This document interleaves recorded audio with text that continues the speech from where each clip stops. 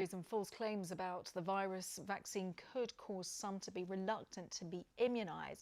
We can talk to Chloe Colliver from the Institute for Strategic Dialogue, who leads a global team of analysts studying disinformation and extremism online. We hear about disinformation so much when it comes to vaccine, but it kind of falls into two groups, doesn't it? Those people who are just completely against it and those who just genuinely are unsure. Absolutely. We've seen a long-standing and very well-established anti-vaccination community grow online over the past few years.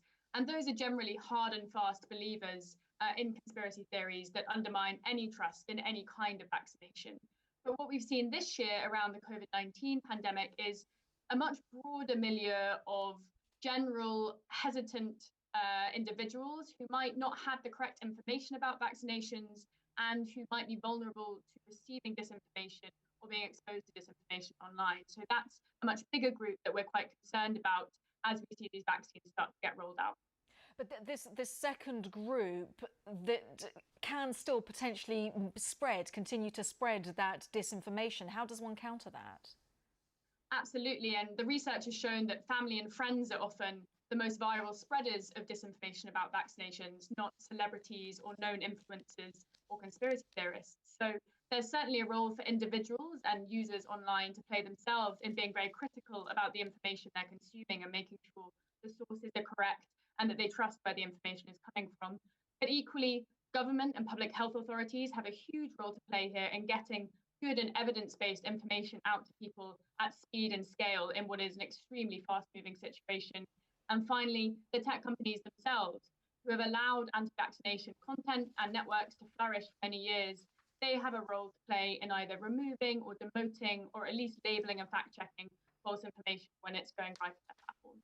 So how do you counteract? How do you explain to somebody this idea? Because you hear about people thinking, oh, these microchips in arms, etc. That's a common one that's going around. How do you counteract that?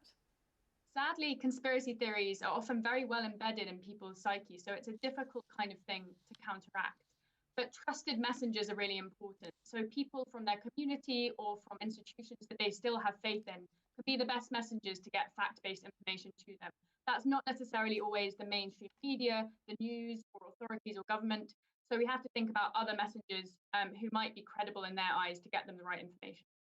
And I know that one of the ways, if you see something that makes you feel anxious, it's about the idea of taking a step back and thinking, hang on, why is that making me feel like this? How do I feel about this? But when you're bombarded with so much information, and this is happening, especially right now, so quickly, what's your piece of advice to somebody who's got a message, they want to pass it on to somebody else because they're genuinely concerned?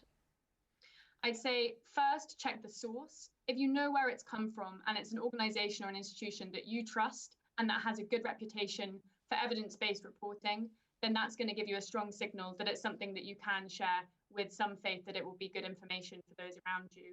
But also check your emotions. As you noted, disinformation is purposely created to play with our emotions and to make us want to share and engage with that content. So if it makes you feel something particularly strong, then definitely take a second check and make sure that that information is coming from a viable source.